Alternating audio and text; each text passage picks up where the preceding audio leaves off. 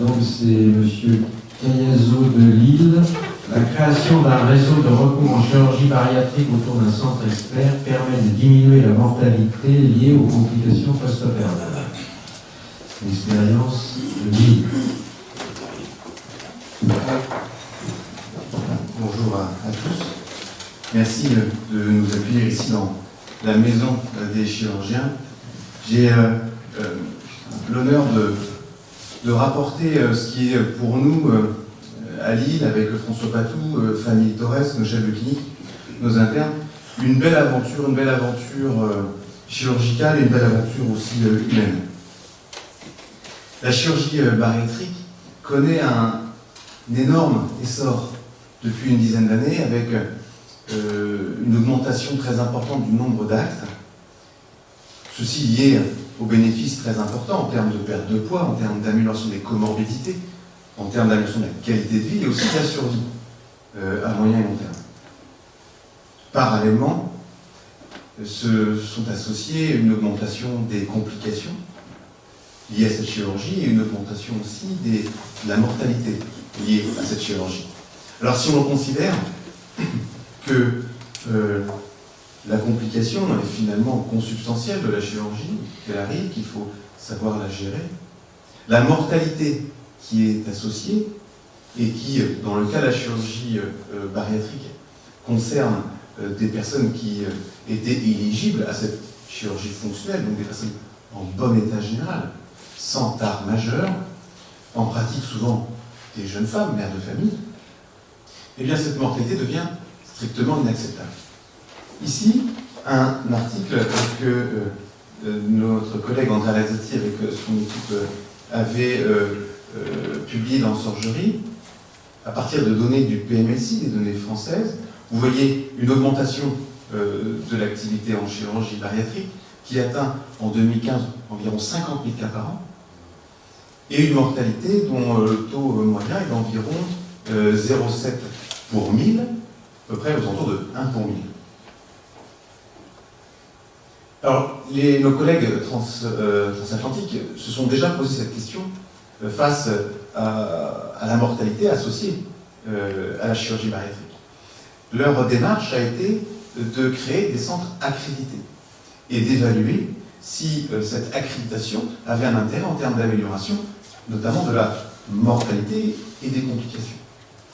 Qu'est-ce que l'accréditation? C'est une démarche qualité que chaque centre développe avec une évaluation indépendante, mais aussi une volonté de spécialiser les équipes. En France, et c'est nos collègues niçois qui l'ont publié, il y a une particularité, c'est qu'il y a énormément de centres qui ont une activité en chirurgie bariatrique qui est très faible.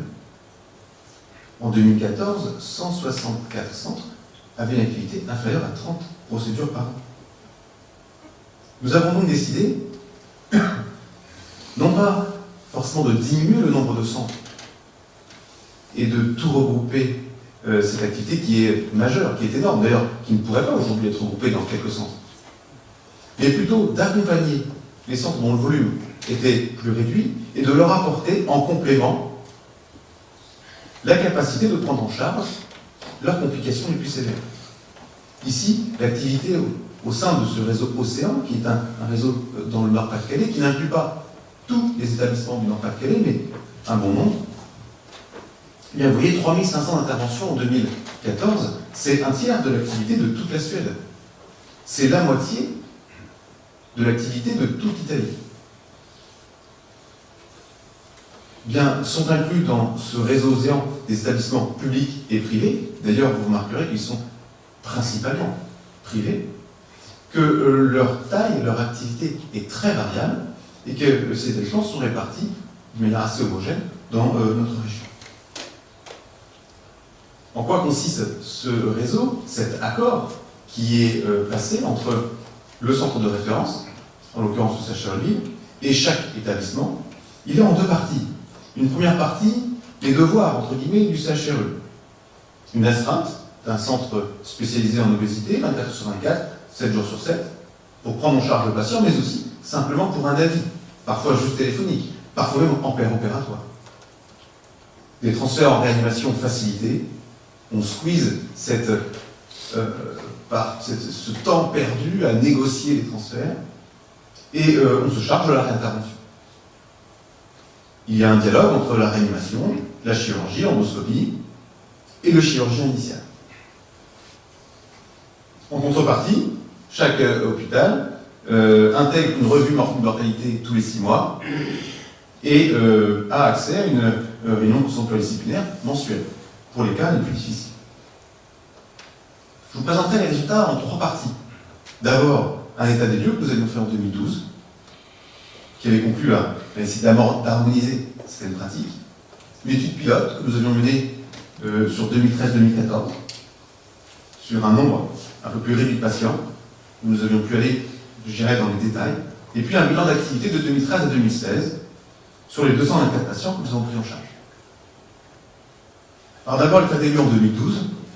Comme vous pouvez le remarquer sur ce schéma, qui est représenté sous forme d'hexagone, la prise en charge idéale, tant en termes de respect des indications qu'en termes de bilan préopératoire et en termes de suivi post-opératoire, correspond à l'hexagone le plus large, l'hexagone blanc.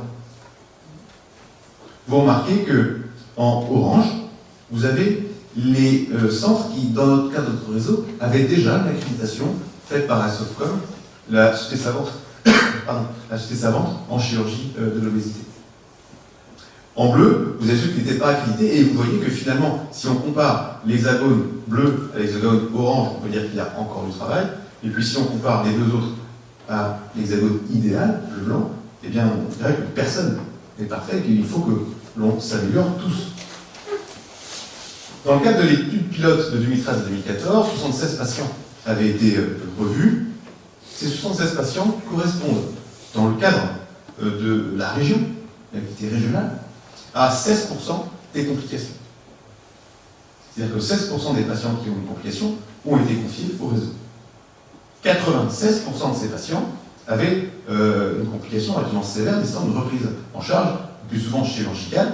2 tiers des patients ont été repérés après le transfert. Parmi ces 76 patients, aucun patient n'est décédé.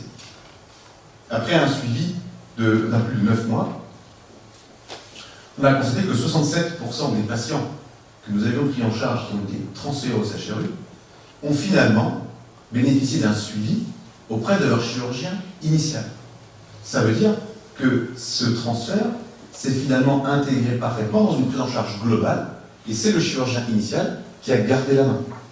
Pour nous, c'est un résultat majeur, puisque si notre collègue n'est pas satisfait de notre travail, si finalement, ensuite, il se retrouve dans une situation particulièrement difficile, éventuellement d'un point de vue juridique, eh bien, il ne nous réadressera pas de patients après, et du coup, on ne se retrouve pas dans un cercle vertueux de prise en charge et de santé publique. Alors, est-ce que cette prise en charge a diminué la sinistralité en termes juridiques? Eh bien, ça reste encore à évaluer. Les types de complications qui nous ont été transférées touchent bien sûr à la fois l'astégastrectomie, le gastric bypass et l'anogastrique. Et je voulais vous faire remarquer qu'il ne s'agit pas uniquement de complications périopératoires immédiates. Il peut s'agir de complications à long terme. Et ces constatations ont donné une nouvelle dimension, finalement, à cette notion de réseau de prise en charge de complications post-bariatriques.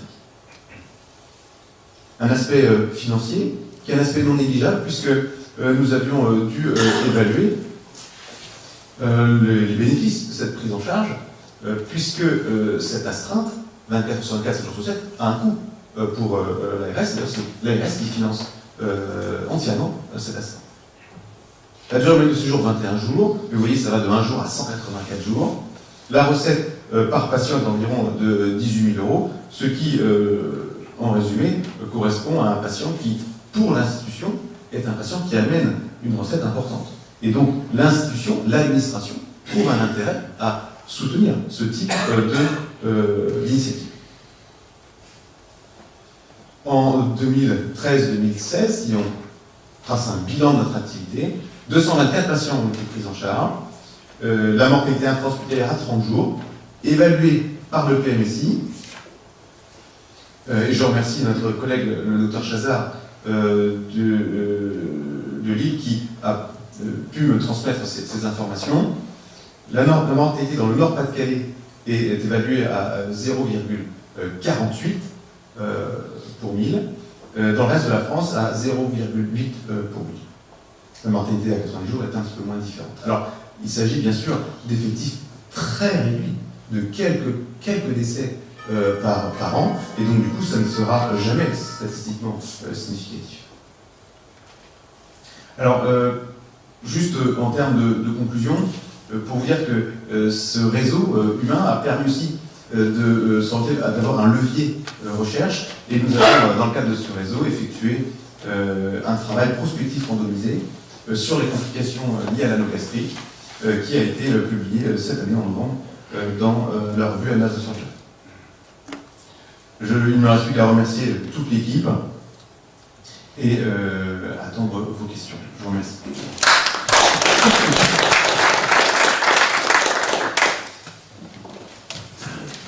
Est-ce qu'il y a des questions? Moi, je voudrais faire donner des félicitations à l'équipe de Robert Caillezot et de François Patou. C'est très très important ce qu'ils vont faire. Parce que dans cette chirurgie, comme il l'a souligné, très dangereuse, quand elle est faite dans des conditions d'équipement limite, la prise en charge des complications et le fait que le chirurgien, premier opérateur, soit impliqué dans la prise en charge des complications et dans les suites à distance est formidable.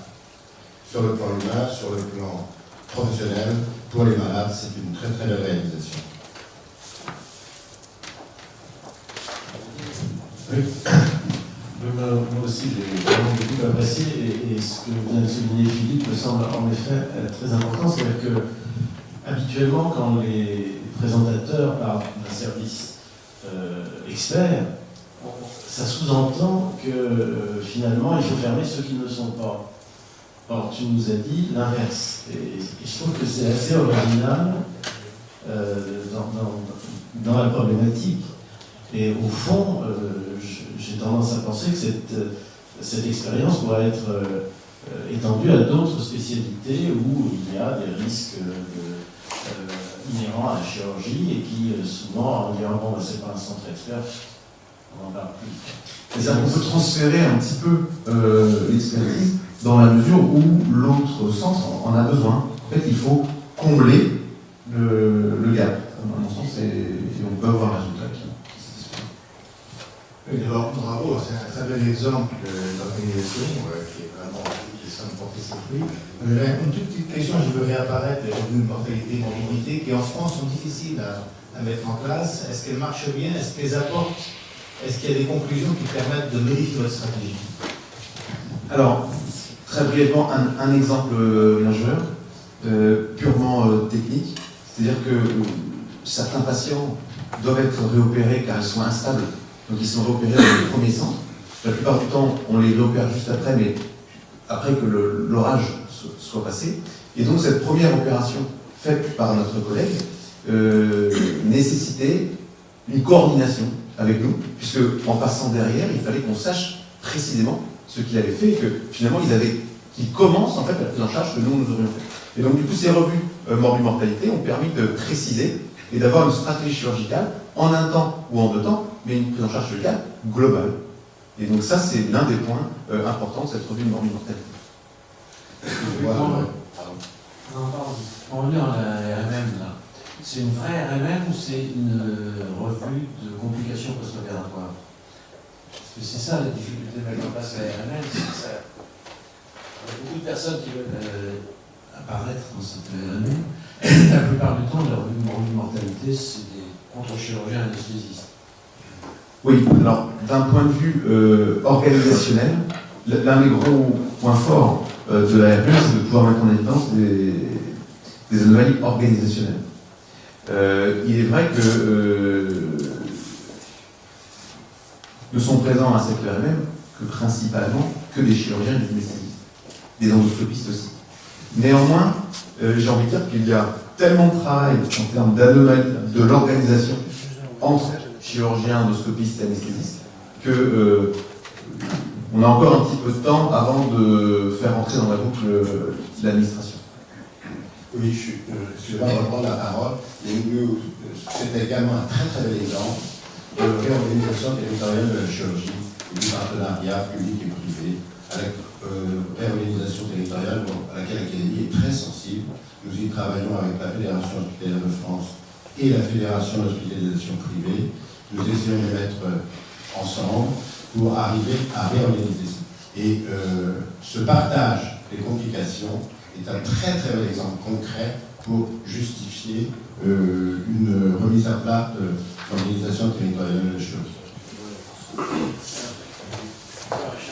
Alors, je vais vous féliciter parce que c'est un travail très intéressant qui s'arrête dans la nouvelle organisation des chirurgies. Je veux vous demander, vous avez dit au début que tout le monde ne participait pas encore dans leur intérêt à cette organisation. Alors, est-ce que vous avez pu aussi analyser si les résultats que vous montrez font que petit à petit, il y en a qui commencent à venir, ou est-ce que vous avez démarré à X personnes et vous êtes toujours à X personnes et que les centres qui participaient au départ ne participent toujours pas maintenant, et est-ce que vous savez pourquoi? Alors, il y a de plus en plus de centres qui participent au réseau, mais c'est parce que la surface augmente. Je dirais qu'il y a historiquement des centres qui ne veulent pas participer au réseau, donc les portes sont ouvertes, mais ils ne souhaitent pas participer. C'est quelques centres, hein, mais qui ont une activité qui n'est pas très importante, qui n'est pas dans les priorités, et donc du coup qui font encore quelques cas, je dirais un peu dans leur coin. L'augmentation du nombre de personnes, du nombre de centres dans notre réseau est liée à son extension en termes de surface. Et je n'ai pas d'explication d'autre si j'avais une baguette magique, je proposerais à tout le monde de le faire, mais malheureusement ça ne marche pas comme ça. Alors il y a quelques contraintes néanmoins. Le fait de venir à la RMM est une obligation, au moins une fois par an. Et donc du coup, des fois, ça peut être perçu comme étant quelque chose un peu contraignant.